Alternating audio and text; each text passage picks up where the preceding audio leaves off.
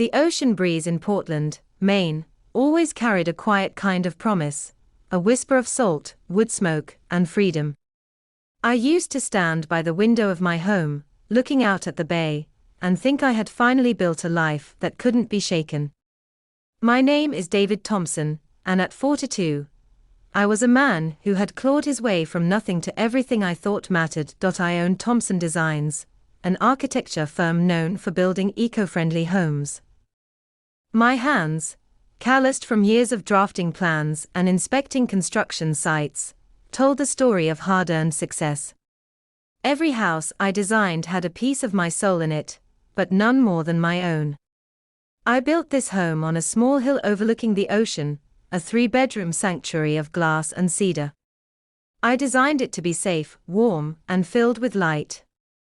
It was the stability I never had growing up, but the greatest thing I ever built wasn't made of wood or steel. It was my son, Alex. At 15, Alex was my mirror in every way except one. He smiled easily, the way I never could at his age. He had his mother's light brown eyes and a spark of curiosity that kept him in our garage late into the night, tinkering with whatever he could get his hands on. Wires, drones, batteries. Our floor was always covered with bits of metal and dreams. "Dad," he said once, his hands smudged with grease, "this drone just needs a better power source. Maybe solar."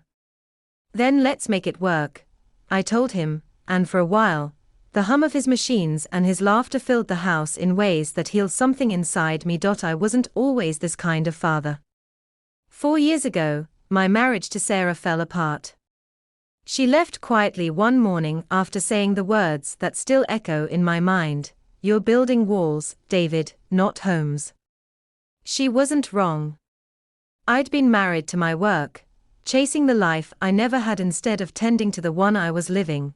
When she left, Alex stayed with me. And in that painful emptiness, I made a promise: never again would work come before family. I started showing up at soccer games, science fairs, late-night pizza runs after his projects failed or succeeded. Those small moments became the blueprint of my new life, but the past has a way of finding cracks in even the strongest foundations.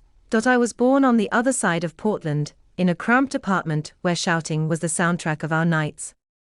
My father, Robert, was a mechanic whose temper was as short as his paycheck.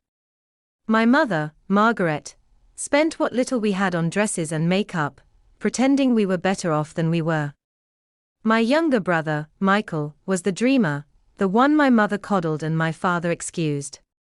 I was the one who held everything together. By 14, I was mowing lawns to buy my own schoolbooks. By 18, flipping burgers to help pay bills. No one ever asked what I wanted from life. My father only said, "Toughen up, David. Nobody cares about dreams." When I finally made something of myself, I tried to prove them wrong by giving back. Every month, I sent $4,000 to my parents. I paid off my father's gambling debts, funded my mother's social life, and helped Michael through his latest business ideas. But success doesn't fill the holes people dig themselves into, it just gives them new excuses. Last winter, Michael called about a breakthrough app idea. He said it would change the tech industry and needed $600,000 to start. My father backed him up, rasping through the phone, "Don't let family down, son. You've got it, why not help your brother?" My mother texted guilt into her words, "We're aging, David. You don't want regrets, do you?" I refused. For the first time in years, I said no. "I'm done," I told them. "I've given enough. I need to think about Alex now." The silence on the other end was colder than any Maine winter. Then came the anger, the late-night calls, the guilt trips, the accusations of selfishness. I blocked the numbers, focusing on work and on Alex's latest project, a wind-powered charger.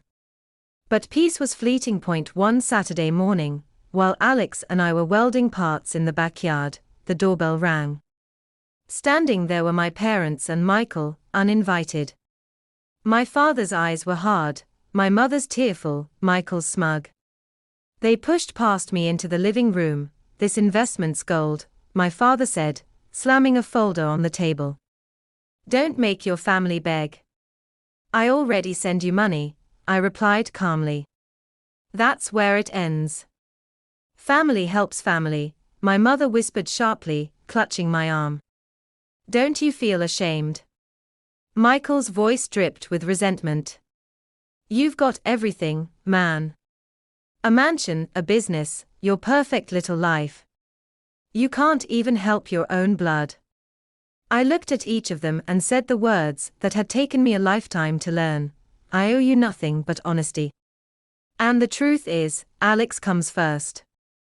They left in fury. My father muttered curses, my mother wept, and Michael slammed the door behind him. For the first time, I felt free, like I'd finally broken their hold, but freedom, I would soon learn, came at a terrible cost. A few weeks later, exhaustion crept into my bones. Headaches, nausea, dizziness. I blamed long hours and stress. Then Alex started feeling it too, probably allergies, he said weakly one morning, his skin pale as snow. We replaced filters, aired out rooms, checked for mold, nothing helped. Then one evening, as the first snow began to fall outside, Alex collapsed halfway up the stairs. I caught him just before he hit the floor. Alex! I shouted, shaking him. His lips were pale. He whispered, Dad, can't breathe. At the hospital, the doctors ran tests. When they returned, their faces were grave. Your son has carbon monoxide poisoning, one said. You do too, though less severe. If you hadn't brought him in tonight, he didn't finish the sentence. They told us to check the furnace, to replace the old unit immediately. I did. Technicians inspected everything, said it was fine. But a heavy unease settled over me. Something about it didn't add up. Days later, Alex called me during a meeting. His voice shook. Dad, come home. There's something wrong in the basement. When I arrived, he was waiting at the top of the stairs, pale but determined. I heard a clicking sound, he said. Behind the furnace panel. We pulled it open. Inside was a small metal pipe feeding into the furnace's air intake, connected to a black box, with blinking lights. My blood ran cold. It wasn't a malfunction. It was a setup. Alex's voice trembled. Grandpa was down here last month, remember? He said he was fixing the pipes. The truth hit like a hammer. My father had been in the house. Alone. He'd known where the furnace was. And then I remembered his last message. Don't burn out, son, you can't take it with you. My world went silent. I called my friend Jake, a plumber I trusted. He came immediately, examined the setup, and looked at me with disbelief. David, this was no repair job. It's a deliberate gas line reroute. Someone engineered this to release small doses at night. I stared at the device, my hands shaking. My own family, my father, my brother, had tried to poison me. To take what I had built, but I wasn't going to break. Not again, for Alex's sake. I had to be strong, and so, beneath the hum of the heater and the ghosts of betrayal, I began to plan the quiet revenge of truth. When you discover that the people who gave you life tried to take it away, something inside you changes forever. But even as the truth settled like ice in my chest, I knew one thing for certain. I wouldn't let fear define my future, and I wouldn't let hatred poison what was left of my heart. Alex and I didn't dismantle the device that night. Instead, we installed hidden cameras and motion sensors throughout the house. My hands shook as I worked, but Alex stood beside me, steady and determined. We'll get them, Dad, he said quietly. But we'll do it the right way. His courage reminded me that strength isn't about revenge, it's about control. That week, I contacted Emily Carter, an old college friend, who'd become a respected attorney in Portland. When she saw the photos, her face hardened. "This is attempted murder, David," she said. "We'll gather evidence quietly. You'll need to stay calm." I nodded. "I want them caught, but I don't want Alex to see me lose myself to anger." Emily leaned forward. "Then let the law handle it. You just keep your son safe." So, we set the trap. I called my father the next day. "Dad," I said, forcing steadiness into my voice, "I've been thinking. Maybe I was too harsh. Let's talk about the investment this weekend. I'll have the money ready." There was a pause, then relief flooded his tone. "Good. I knew you'd come around, son. Family sticks together." I hung up, feeling the bitterness burn in my throat. Family. The word had never felt so hollow. That Saturday afternoon, they arrived, my father, mother, and brother. Robert wore his old leather jacket. Margaret clutched her purse like a lifeline. Michael strutted in, grinning as if nothing had happened. "Glad you finally saw reason," my father said, slapping me on the shoulder. I didn't answer. Instead, I led them into the living room, where a large monitor waited on the coffee table. "What's this?" my mother asked, her eyes darting nervously. I pressed play. On the screen, grainy footage appeared. My father and Michael sneaking into my basement at night. My father's voice echoed through the room, "Hurry before he finds out."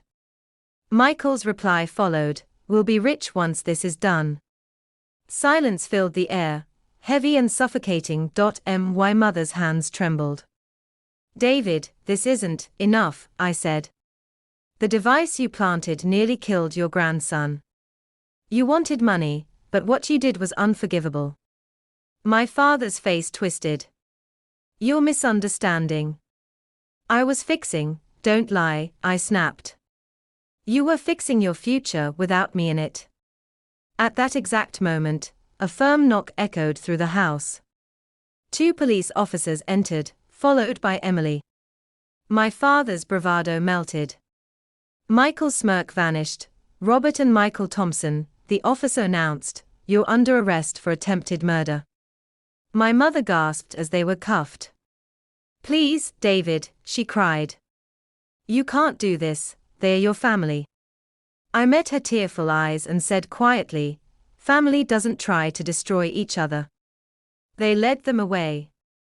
My mother stayed for questioning, her sobs echoing long after the door closed. That night, after the police left, Alex sat beside me on the couch. He didn't speak for a while, then whispered, "I still don't understand how they could do it."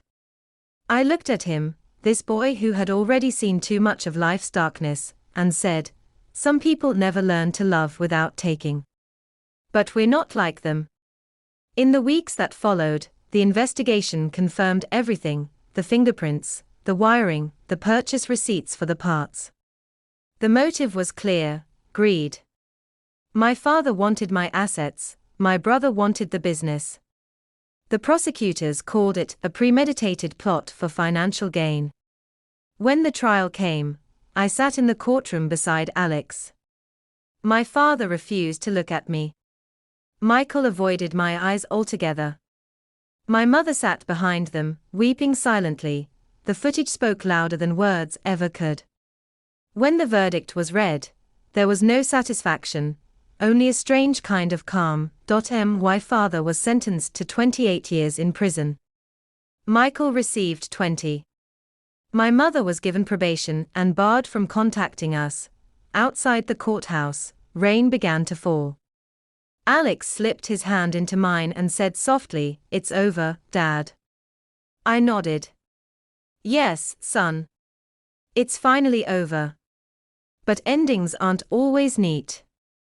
The house that once felt like a dream now carried too many ghosts. I sold it and moved us to Bar Harbor, a quiet town by the sea where the horizon seemed endless and forgiving. I scaled back my work at Thompson Designs, letting my partners take over most of the projects. For the first time, I allowed myself to rest, to breathe.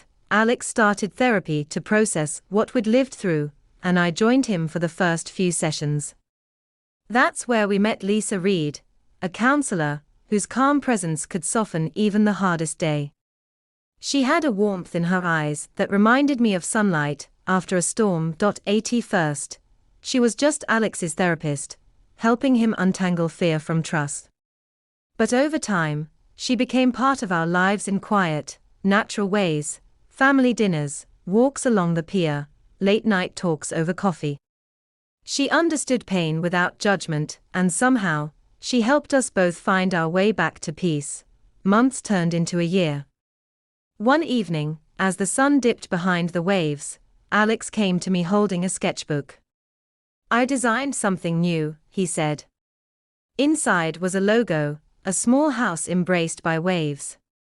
"I think we should start something for people like us. A place where families can heal." That's how Alex's Haven was born, a non-profit that funded safe homes and therapy for survivors of domestic and emotional abuse. The first shelter opened 6 months later. Seeing the sign above the door, I realized that out of all the things I'd built, this was the one that truly mattered. Life, in its quiet way, began to bloom again. One day, a letter arrived, faded ink, my mother's handwriting. She wrote about regrets, about my father's failing health, and begged us to visit. I almost threw it away, but Alex stopped me. "Maybe we should go," he said. "Not for them, for us." So we went. I in the grey visiting room of the state prison. My father looked smaller, frail, almost unrecognizable.